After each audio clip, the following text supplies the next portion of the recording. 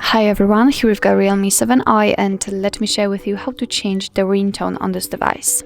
So firstly we have to enter the settings, and now let's scroll a little in order to find a sound and vibration.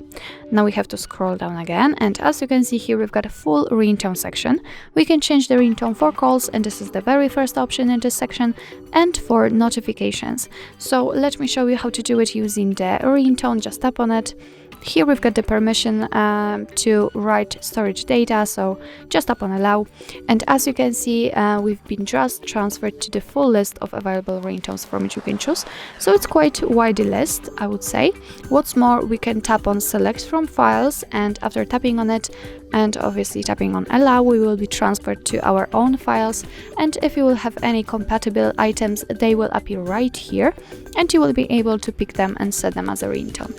But let me get back and let me pick something from those options. So in order to listen how the particular one sounds, simply tap on it and you will be able to check. If you're happy with your choice, just make sure that, oh my god, let me volume it down a little.